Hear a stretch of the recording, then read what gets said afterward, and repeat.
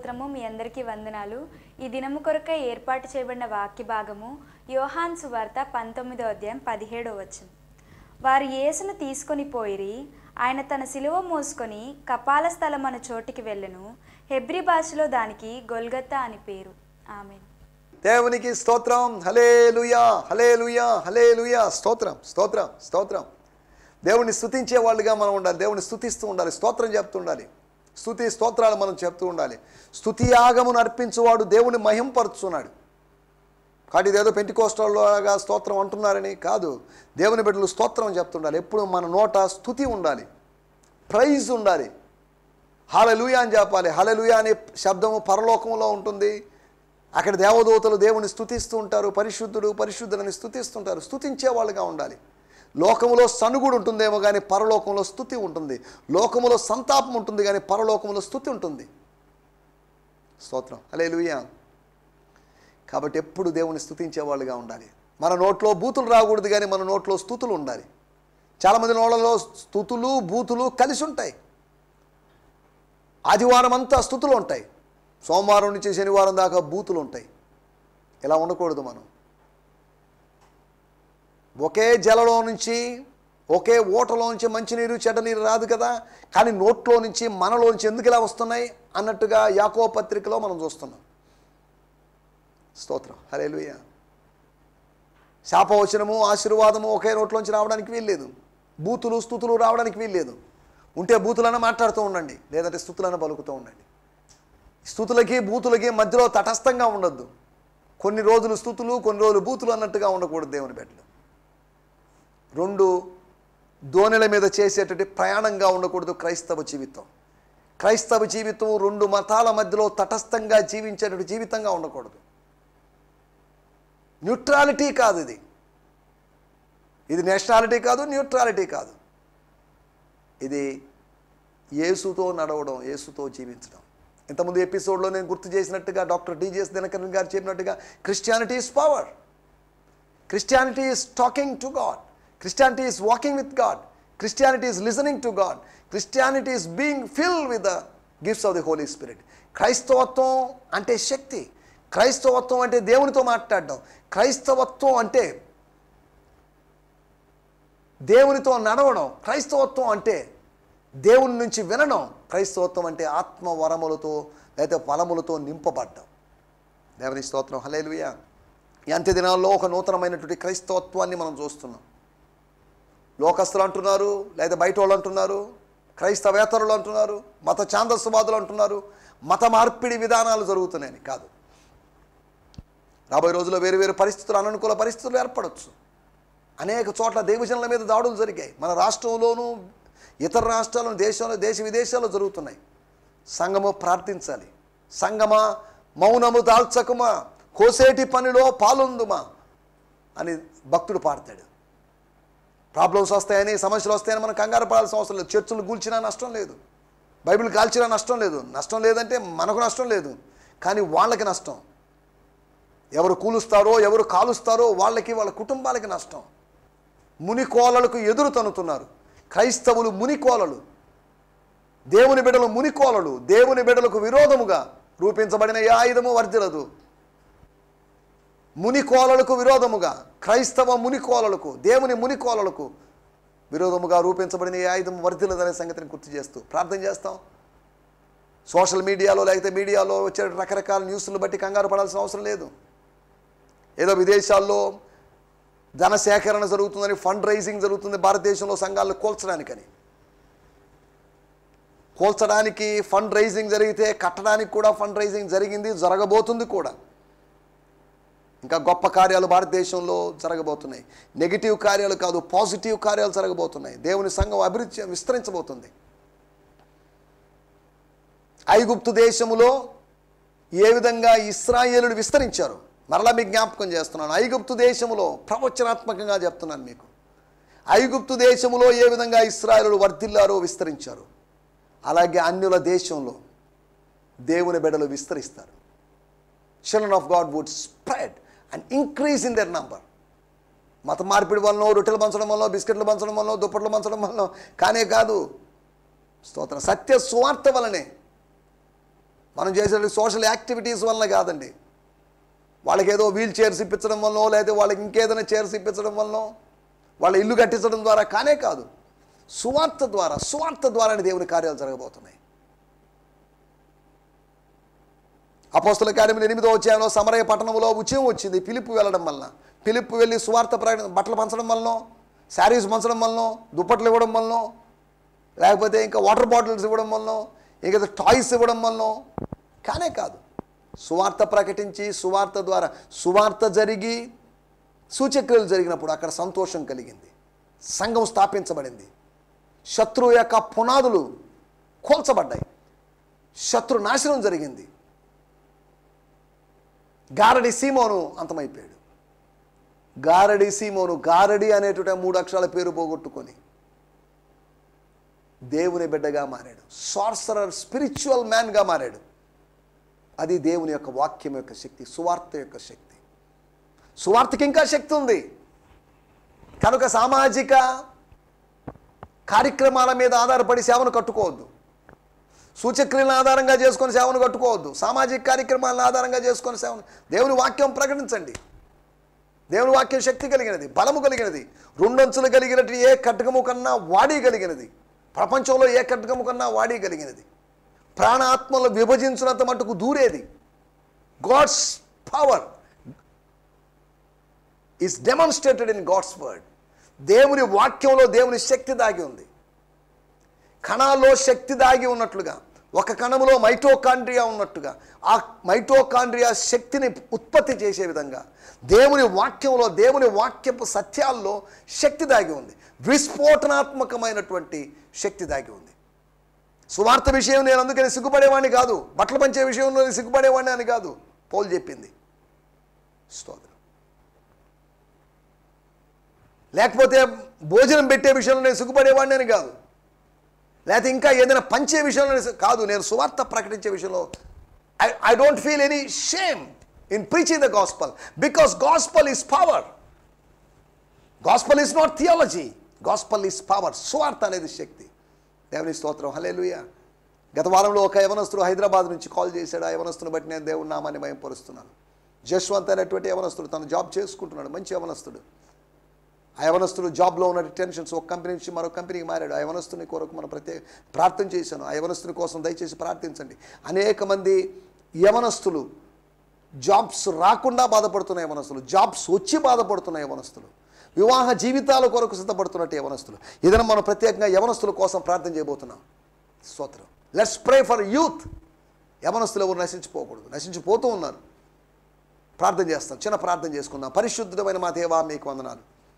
మా యువతరం కోసం, మా యువకుల కోసం మేము ప్రార్థన చేస్తున్నాం. మా యంగ్ పీపుల్ కొరకు, బ్రదర్స్ అండ్ సిస్టర్స్ కొరకు మేము ప్రార్థన చేస్తున్నాం.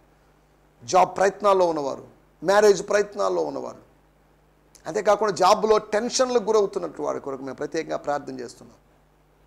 మా ప్రియ బ్రదర్ జశ్వంత్ కొరకు ప్రార్థన చేస్తున్నాం. ఆ బిడ్డ మీరు జ్ఞాపకం చేసుకోండి. ఆ బిడ్డ కుటుంబ సభ్యుల కొరకు ప్రత్యేకంగా ప్రార్థన చేస్తున్నాం. తన జాబ్ టెన్షన్స్ అన్నీ తొలగిపోయి తను రిలాక్స్డ్గా ఉండగలటూ సాయం చేయండి. సమస్త జ్ఞానమునకు మించిన సమాధానం ఆ యవనస్తునికి మీరు అనుగ్రహించండి. నెమ్మది లేకుండా తిరుగుతూ, రాత్రులు చాటింగ్లు చేస్తూ, రాత్రులు అటు ఇటు తిరుగుతూ, నిద్ర లేకుండా, పగలు సమయం నిద్రపోతూ, రాత్రి అంతా తిరుగుతూ, ఇటువంటి యవనస్తులు చాలామంది నగరాల్లో ఉన్నారు ప్రభువా. హైదరాబాద్ నగరంలో, విజయవాడ నగరంలో, వైజాగ్ నగరంలో ఉన్నారు. ఈ యూత్ కొరకు మేము ప్రత్యేకంగా ప్రార్థన చేస్తున్నాం.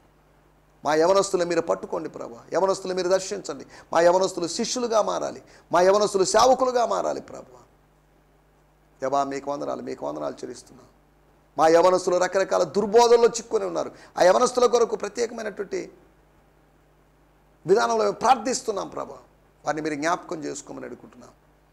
దేవా, మీకు వందనాలు, మీకు వందనాలు చెల్లిస్తూ మమ్మల్ని అందరం మీ చేతిలో సమర్పిస్తూ మీ వాక్యం ద్వారా మాతో మాట్లాడమని యేసుక్రీస్తు నామములోనే ప్రార్థించడుగుతున్నాం పరమ తండ్రి.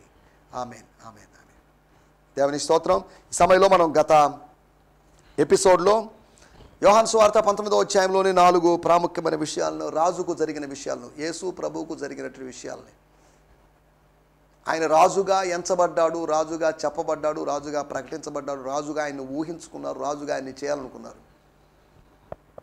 ఆయన యొక్క శ్రమ, ఆయన శ్రమపడ్డం, రాజు శ్రమపడ్డం, రాజు సిలువ వేయబడ్డం, అంతేకాకుండా రాజు సమర్పించుకోవడం, తన ఆత్మను సమర్పించుకోవడం, తన ఆత్మను అప్పగించుకోవడం, అంతేకాకుండా రాజు సమాధి చేయబడ్డం.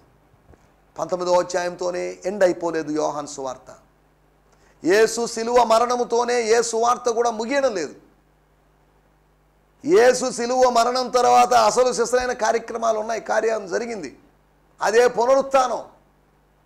స్తోత్రం. Hallelujah. The crucifixion of Jesus Christ, the death after the crucifixion of Jesus Christ is not the end.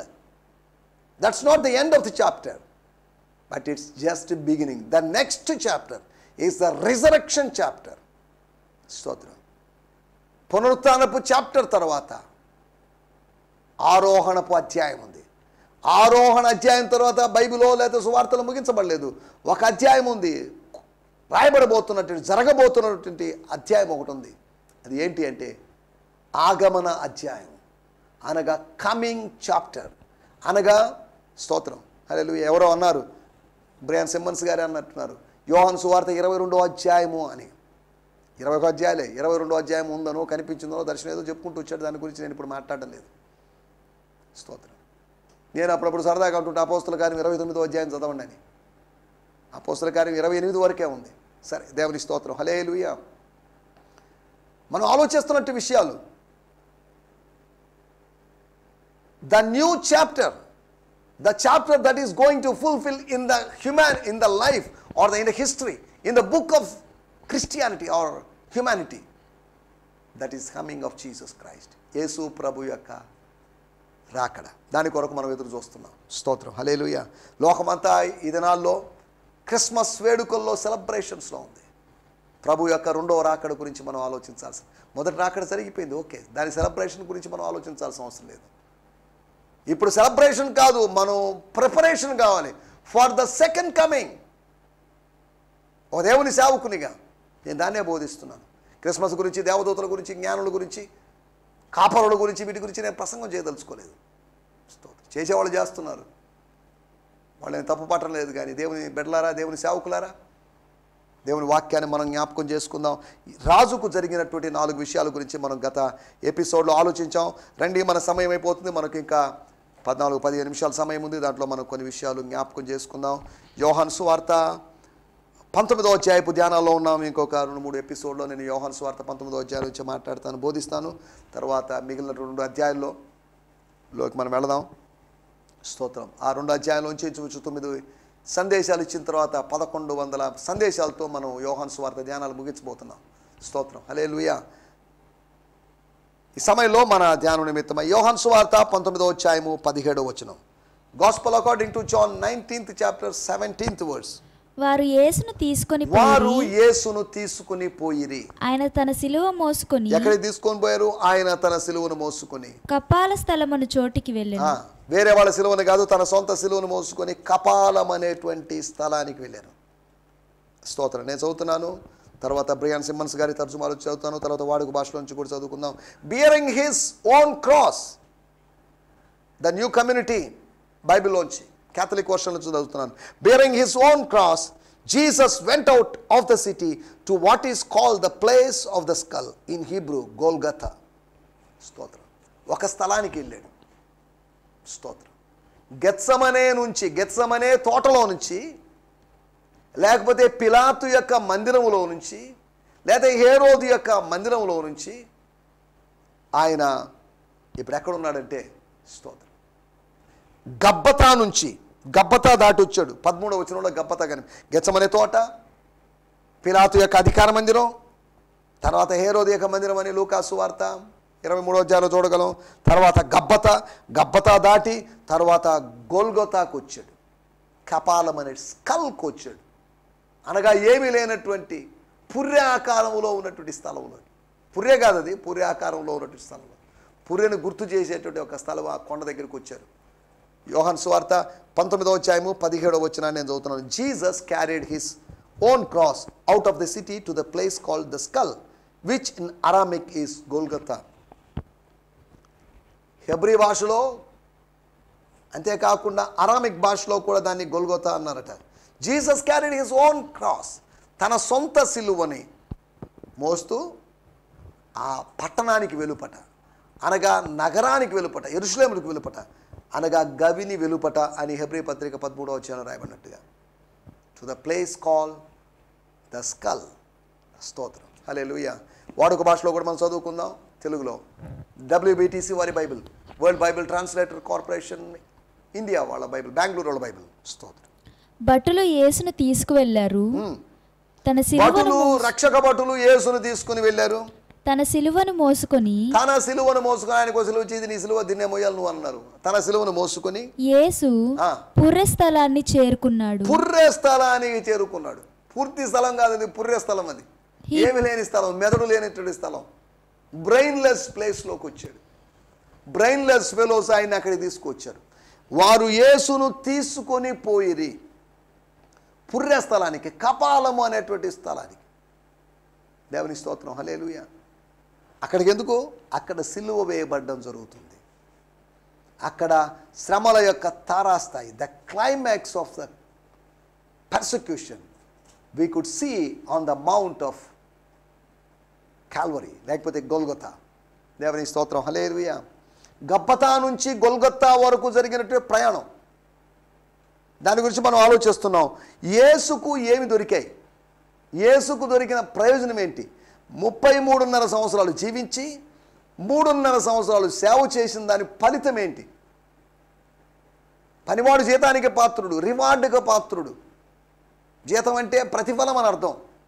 జీతం అంటే మంత్లీ వచ్చే జీతాన్ని ఉద్దేశించి అనుకుంటున్నారు. పనివాడు అనగా సేవకుడు, పని చేసే ఎవరైనా సరే, ఉద్యోగస్తుడు జీతమునకు పాత్రుడు, పనివాడు ప్రతిఫలానికి పాత్రుడు, దానానికి కాదు. వాడికి జీతం, వాడికి అది రుణమే కానీ దానం కాదు.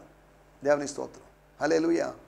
అది ఇవ్వాల్సిందే కానీ అది బహుమానంగా ఇవ్వాల్సింది కాదు. మామూలుగా ఇవ్వాల్సిందే కానీ, బాధ్యతగా ఇవ్వాల్సిందే కానీ బహుమానంగా ఇవ్వాల్సింది కాదు. యేసుకు ఏమి దొరికాను? అదేంటండి యేసుకు ఏమి దొరికిన? ఈ క్వశ్చన్ ఏంటి? ఈ ప్రశ్నే కరెక్ట్గా లేదు అని అంటారేమో. మాట వినేవాళ్ళు, నా మాటలు వింటున్న వాళ్ళలో అనేక మంది క్రిటిక్స్ ఉన్నారు, విమర్శకులు ఉన్నారు. ఈ విమర్శకులందరికీ వేల వేల వందనాలండి. మీరు విమర్శించడం మంచిదే. విమర్శలను బట్టి నేను దేవుణ్ణి స్తుతిస్తున్నాను. అనేక మంది విమర్శకులు ఉండాలి. స్తోత్రం. కావ్య కన్యకకు విమర్శ అనేది సోదరి లాంటిది అని తెలుగు సాహిత్యంలో అన్నారు. కాబట్టి క్రిటిసిజం, ఒక కన్స్ట్రక్టివ్ క్రిటిసిజంలో తప్పేం లేదు. కానీ పిచ్చిగా కొంతమంది విమర్శించే వాళ్ళు ఉన్నారు, వాటిలోకి వెళ్ళలేదు మనం. స్తోత్రం, హల్లెలూయా. యేసుకు ఏమి దొరికెను? ఈ క్వశ్చన్ ఏంటండి? అవును, ఈ క్వశ్చన్ లాంటి ఒక క్వశ్చన్ మీకు జ్ఞాపకం చేయబోతున్నాను, చూపించబోతున్నాను. రోమీయులకు రాసిన పత్రిక 4వ అధ్యాయము 1వ వచనం. రోమా 4:1. కాబట్టి శరీరము విషయమై మన మూల పురుషుడగు అబ్రహామునకు ఏమి దొరికినని, అబ్రహాముకు ఏమి దొరికినని అందుము. దేవుని స్తోత్రం. What shall we say then of Abraham, our father according to the flesh, what he has found? అబ్రహాముకు ఏమి దొరికెను? అబ్రహాము ఏమి కనుగొనెను, లేదా అబ్రహాము ఏమి పొందుకొనెను అనేటువంటి మన మూల పితరుడైనటువంటి, మన మూల పితరుడు అని దావీదు గురించి రాయబడింది, మూల పితరుడు అని అబ్రహాము గురించి రాయబడింది. అసలు అబ్రహాముకి ఏం దొరికిందండి? ఏదైనా దొరికిందే? ఏమి దొరకలేదు అనలేము. అబ్రహాముకి ఏం దొరికింది? పాజిటివ్గా దొరికాయి, నెగిటివ్గా దొరికాయి. మనకు మంచి దొరుకుతాయి, చెడు దొరుకుతాయి. ఇక్కడ రాయబడిన మాటలు, let me use Abraham as an example. It is clear that humanly speaking, he was the founder of Judaism. What was his experience of being made right with God? What was his experience of being made right with God? దేవునితో సమాధానంగా ఉండడం, దేవునితో సరిగా ఉండడం, దాని వలన అట్టి అనుభవం ఏంటి? అబ్రహాముకు ఏమి దొరికెను? అది మన పాయింట్. అలాగే అబ్రహాము కుమారుడైన, దావీదు కుమారుడైన యేసుకు ఏమి దొరికెను? ఈ అధ్యాయాన్ని ఆధారంగా చేసుకొని యేసుకు దొరికిన 4 విషయాలు మీకు జ్ఞాపకం చేయబోతున్నాను. 4 things Jesus found or Jesus got or Jesus received. దాని గురించి మనం యేసుకు ఏమి దొరికెను? నీకు నాకు ఏదో దొరకాలని తాపత్రయపడుతుంటాం. అధికారులను సంతోషపరుస్తున్నాం, వాళ్ళ దగ్గర నుంచి ఏదో మన్నన రావాలని, పొగడ్త రావాలని, ప్రమోషన్ రావాలని, ఏదో ప్రతి ప్రయత్నంలో కూడా మనకి ఏదో దొరకాలి. నేను విత్తాను, నేను పొందుకోవాలి, లేకపోతే నేను కోసుకోవాలి. నేను విత్తాను, లేకపోతే నేను కష్టపడ్డాను, నేను సంపాదించుకోవాలి. నేను ప్రసంగం చేశాను, నేను ప్రార్థించాను, లేకపోతే ఇలా ప్రతిదాన్ని విత్తడం, కోయడం అనే విధంగా మనం ఆలోచించవచ్చు. నాకేం దొరుకుతుంది? అడుగుడి మీకు ఇవ్వబడును, వెతకండి మీకు దొరుకుతుంది, తట్టండి మీకు తీయబడుతుంది. అడగండి, వెతకండి, తట్టండి, మీరు వెతికితే మీకు దొరుకుతుంది.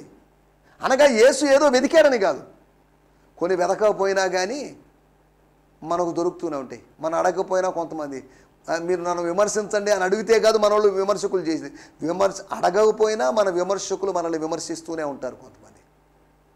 దేవుని స్తోత్రం, హల్లెలూయా. యేసుకి ఏమి దొరికెను? 4 విషయాలు మీకు జ్ఞాపకం చేస్తాను. 19వ అధ్యాయము 18వ వచనం. అక్కడ ఈ వైపున ఒకనిని, అక్కడ ఈ వైపున ఒకనిని, ఆ వైపున ఒకనిని, మధ్యను యేసుని ఉంచి ఆయనతో కూడా ఇద్దరిని సిలువ వేసిరి. చాలండి. దేవుని స్తోత్రం. యేసుకి ఏమి దొరికింది? కుడి వైపున ఒక దొంగ దొరికాడు, ఎడమ వైపున ఒక దొంగ దొరికాడు. మధ్యవర్తిలాగా మధ్యలో ఉన్నాడు, 2 దొంగల మధ్యలో ఉన్నాడు. 2 దొంగలకు అవతలని కాదు, 2 దొంగల మధ్యలో ఎందుకు పెట్టారో కూడా మనకు తెలియదులేండి, దాంట్లోకి మనం వెళ్ళలేదు. స్తోత్రం. 18వ వచనం. There he was crucified and with him 2 others, one on either side and Jesus was in the middle. అది ఎక్కడ రాయబడమాట? యేసుకు ఏమి దొరికెను? యేసుకు ఒకటి సిలువ దొరికింది. Jesus got cross. అక్కడ రాయబడింది ఆయన తన సిలువను మోసుకొని అని 17వ వచనంలో రాయబడింది. యేసు సిలువను మోసుకొని పోతున్నప్పుడు మార్కు సువార్తలోను అయితే మత్తయి సువార్తలోను అక్కడక్కడ మనం చూడగలం. ఈ మధ్యలో కొద్దిగా సపోర్ట్ చేయడానికి, కొద్దిగా సహకరించడానికి ఒక వ్యక్తి వచ్చాడు. కురేనీయుడు అయినట్టు సీమోను అనే వ్యక్తి వచ్చి కొంత దూరం సిలువను మోసుకు బలవంతంగా ఆయన మీద సిలువ మోపారు. ఈయన మొయ్యలేక కింద పడుతూ లేస్తూ ఉన్నాడు. అలాగా వయోడోలో రోసా అనేటువంటి ఆ వీధుల్లో ఆయన రక్తసిక్తమైన పాదాలతో సంచరించాడని ఏదో చెప్పుకుంటున్నారు. అంతేకాకుండా ఆయన సిలువను మోస్తూ 14 సార్లు పడిపోయాడని రోమన్ క్యాథలిక్ వారు ఆ 14 స్టేషన్స్ ఏవో పెట్టుకున్నారు. సరే, ఇప్పుడు వాటిలోకి వెళ్ళలేదులేండి. స్తోత్రం. ఆ 14 స్టేషన్ల యొక్క ప్రస్తావన 4 సువార్తల్లో మనకు కనిపిస్తుంది. వీళ్ళు సృష్టించుకున్నారు. బైబిల్లో లేని వాటిని మనం కొన్ని సృష్టించుకుంటాం. బైబిల్లో ఉన్నాయి చాలు మనకు, ఎందుకు అనవసరం వాటిని సృష్టించుకోవడం? ఈ వీటి ప్రకారం మనం నడుచుకుంటే చాలు. మనకు లభించిన దాన్ని బట్టి తృప్తిపడి ఉండాలి. మనకు లభించిన దాన్ని బట్టి నడుచుకుంటే సరిపోతుంది. ఎందుకు అనవసరమైన వాటి గురించి? దేవుని స్తోత్రం, హల్లెలూయా. యేసుకు ఏమి దొరికెను? ఒకటి, యేసుకు సిలువ దొరికింది. నీకు నాకు సిలువ దొరుకుతుంది. ఈ లోకంలో ఉన్నప్పుడు నీకు నాకు లోకము సిలువనిస్తుంది. శాలువా కాదు ఇచ్చేది, సన్మానం కాదు ఇచ్చేది. నా కుమారుని సన్మానించదరేమో అని అనుకొని యజమానుడు తన కుమారుని పంపించాడు. ఒక్కగానొక్క కుమారుడిని, ప్రియ కుమారుని పంపించాడు. ఆయన్ని సంహరించారు. స్తోత్రం. గాయం చేశారు, కొట్టారు, తిట్టారు, వెలుపల పడవేసి చంపారు, మళ్ళీ పడేశారని రాయబడింది. పడవేశారు, చంపారు అని రాయబడింది. చంపి పడేశారని కూడా రాయబడింది. సరే, వాటిలోకి వెళ్ళలేదు. మొట్టమొదటి మాట, యేసుకు సిలువను అనుగ్రహించారు. రెండో విషయాన్ని మీకు జ్ఞాపకం చేస్తాను. 19వ అధ్యాయం 27వ వచనం. తరువాత శిష్యుని చూచి ఇదిగో నీ తల్లి అని చెప్పెను. ఆ గడియ నుండి ఆ శిష్యుడు ఆమెను తన ఇంట చేర్చుకొనెను. దేవుని స్తోత్రం, హల్లెలూయా. అక్కడ కొంతమంది ఉన్నారు. 25వ వచనం. ఆయన తల్లి సహోదరియు, క్లోపా భార్య అయిన మరియయు, మగ్దలేని మరియయు యేసు సిలువ యొద్ద నిలబడి. అనగా యేసు తల్లి నంబర్ 1, యేసు తల్లి సహోదరి నంబర్ 2, క్లోపా భార్య అయినటువంటి మరియ నంబర్ 3, మగ్దలేని మరియ నంబర్ 4. ఈ 4 స్త్రీలు అక్కడ నిలబడుతున్నారు. కానీ యేసు ప్రభువుకి ఎవరి మీద నమ్మకం కుదరలేదు. సరే, తల్లి అయినటువంటి మరియ యొక్క సహోదరి ఉంది కదా, ఆంటీ, లేకపోతే పిన్ని, లేకపోతే పెద్దమ్మ చేతికి అప్పగిద్దాం, చిన్నమ్మ చేతికి అప్పగిద్దాం. ఆంటీ, మమ్మీని చూసుకోవాలి, మీరు జాగ్రత్తగా చూసుకోవాలి అని ఆయన చెప్పలేదు. లేకపోతే క్లోపా భార్య అయినటువంటి మరియో, లేకపోతే మగ్దలేని మరి అయితే చూసుకునే పాసిబిలిటీ ఉంది. కానీ యేసు ప్రభు ఆ బాధ్యతను తన ప్రియ శిష్యుడైనటువంటి, తన రొమ్మును ఆనుకొని కూర్చున్నటువంటి శిష్యుడైనటువంటి యోహానుకు అప్పగించాడు. ఆయన మీద ఆయనకు కుదిరినటువంటి నమ్మకం. స్తోత్రం. ఎందుకు కుదిరింది ఆ నమ్మకం? అందరి మీద నమ్మకం ఏర్పడడం లేదు. కొంతమందిని నమ్మలేం, నమ్ముతాం, నమ్మి మోసపోతాం, ఇక మళ్ళీ నమ్మలేం. కొంతమంది మీద నమ్మకం. స్వర్గము యేసుకు ఒక నమ్మకాన్ని ఇచ్చింది. 22వ కీర్తనలో రాయబడింది, అది మెస్సియానిక్ కీర్తన, లేకపోతే యేసు ప్రభు శ్రమల అనుభవాల గురించి తెలియజేసే కీర్తన. కాబట్టి నీవు నాకు నమ్మకాన్ని పుట్టించావు. ఎప్పుడు పుట్టించాడు నమ్మకం? నా తల్లి యొద్ద స్తన్యపానము చేయుచుండగా, నేను చిన్న వయసులో ఉండగా, నేను సక్లింగ్ స్థాయిలో ఉన్నప్పుడు, నేను పాలు తాగేటువంటి స్థాయిలో ఉన్నప్పుడు, నా చిన్న వయసులోనే, లేకపోతే in the beginning of my life నీవు నాకు నమ్మకాన్ని పుట్టించావు. విశ్వాసమునకు కర్తకు తండ్రి అయిన దేవుడు విశ్వాసాన్ని పుట్టించాడు. త్రిత్వంలో వాళ్ళు విశ్వాసం కలిగిన, విశ్వాసహీనులు కాదు వాళ్ళు. విశ్వాసం తండ్రికి కుమారుని మీద, కుమారుడికి తండ్రి మీద, ఇలా పరస్పర విశ్వాసాలు ఉన్నాయి. కాబట్టి మొట్టమొదటి విషయాన్ని నేను మీకు జ్ఞాపకం చేశాను, సిలువను యేసుకు దొరికిందని. రెండవది యేసుకు నమ్మకం దొరికిందని. మూడో విషయాన్ని నేను మీకు జ్ఞాపకం చేస్తాను. యోహాను సువార్త 19:28. అటు తరువాత సమస్తమును అప్పటికి సమాప్తమైనదని యేసు ఎరిగి లేఖనము నెరవేరు. యేసు ఎరిగాడు. ఏం ఎరిగాడు? సమస్తము సమాప్తమైనదని ఎరిగి. అంతా అయిపోతుంది. Everything is going to finish. Everything is finish. అంతా ఎండుకు వచ్చింది, క్లైమాక్స్కి వచ్చిందని తెలుసుకున్నాడు. తెలుసుకొని లేఖనము నెరవేరినట్లు దప్పికొనుచున్నాను. దయచేసి కొద్ది నీళ్ళు ఇవ్వండి. అలనాడు, లేకపోతే లూకా సువార్త 16వ అధ్యాయంలో ఉన్నటువంటి ధనవంతుడికి వేసినట్టుగా నేను దప్పికొంచున్నాను, అల్లాడిపోతున్నాను. లాజరు యొక్క చిటికిన వేలుతో, లాజరు యొక్క వేలుతో నీళ్ళను ముంచి నా దగ్గరికి తీసుకొని రండి, అంత నాలుక ఎండిపోతుంది, అంగిటికి అంటుకుంటుంది, పిడచగట్టుకోబోతుంది అన్నట్టుగా మాట్లాడాడు. ఇప్పుడు నేను దప్పికొనుచున్నాను, తన దాహం తీరుస్తారని, ఎవరో వచ్చి తీరుస్తారని ఆయన ఆశించలేదు. కానీ ఆయన సమస్తము సమాప్తమైనదని యేసు ఎరిగాడు. యేసు ఎలా ఎరిగాడు? తండ్రి తెలిపితే యేసు ఎరిగాడు. అనగా యేసుకు సత్యం తెలిసింది. అనగా సంగతుల యొక్క, తన జీవితం యొక్క ఎండ్, తన జీవితం యొక్క అంతము జరగబోతుందని, త్వరలో ఈ జీవితం అంతం కాబోతుంది, భౌతికమైన జీవితం అంతం కాబోతుంది ఆయన ఎరిగాడు. తన దినముల యొక్క పరిమాణం లేకపోతే ప్రమాణం ఆయన ఎరిగి ఉన్నాడు.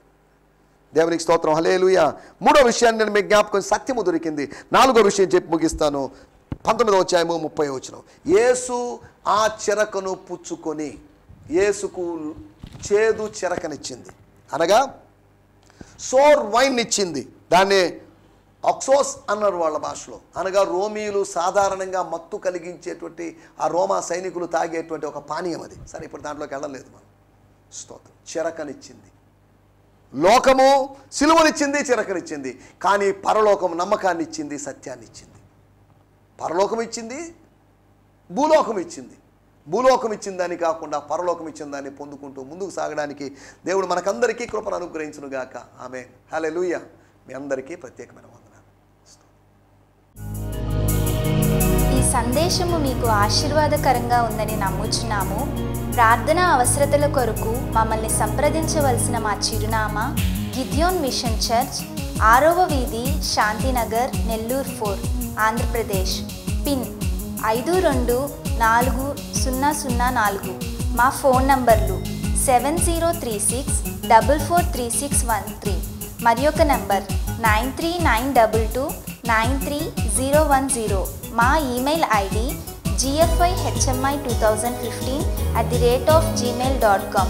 దేవుడు మిమ్మును ఆశీర్వదించునుగాక. ఆమేన్.